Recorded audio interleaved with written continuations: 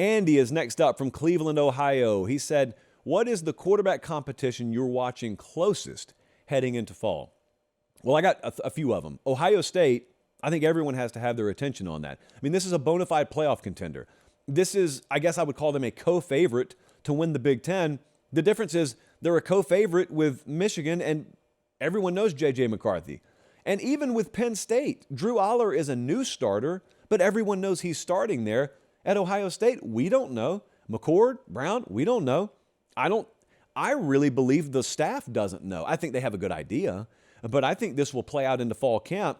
It's one of those situations, though. We've seen it with the powerhouse teams a time or two, where no matter who the starting quarterback is going to be, boy, they got a lot of weaponry to work with around them. And Ohio State's got a rapidly improving defensive unit, too.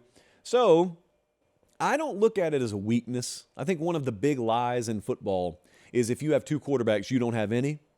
Sometimes it can be true. Not all the time. And especially when you're dealing with the Ohio States of the world or Clemson or like one of these big perennial recruiting powers. Texas is doing this right now. Sometimes they're just good enough to stack multiple quality quarterbacks. Will that be the case in Columbus? I don't know. I just know it has been in the past. It's been that way at Alabama too. Speaking of Alabama, actually this one may be the most intriguing. This one we really have no clue where it's going to end up. So much so that Nick Saban goes into spring, and that was the time where we were supposed to learn something. Remember that? Even I was foolish enough to say at the beginning of April, one of the big things I'm looking forward to is finding out between Ty Simpson and Jalen Milroe who's going to emerge. Surely we'll know by the A-Day game. And it was so much less clear by the A-Day game, Nick Saban went and got himself a third starting quarterback candidate in Buckner from Notre Dame. And now it's even less clear. Alabama figured out a way to make their quarterback position less clear through spring practice.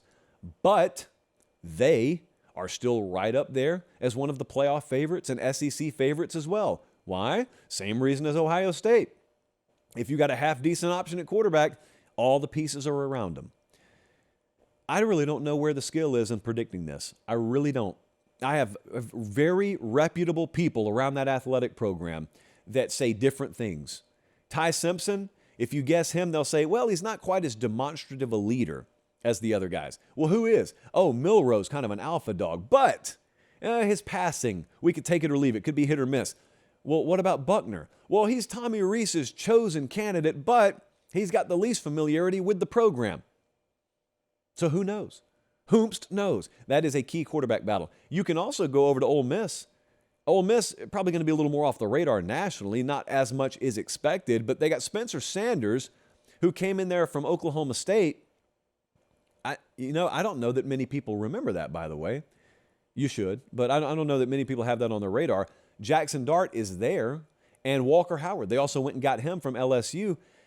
And, we got kids reclassifying up 2 grades to come in there and compete. So who knows how this is going to go. There are a number of them. Those are just 3 that I've got my eye on. Think about that. 2 are in the SEC West alone. And 2 out of the 3 heavily are going to be involved in determining the college football playoff picture. So give me Ohio State, give me Bama, give me Ole Miss. That is not an exhaustive list.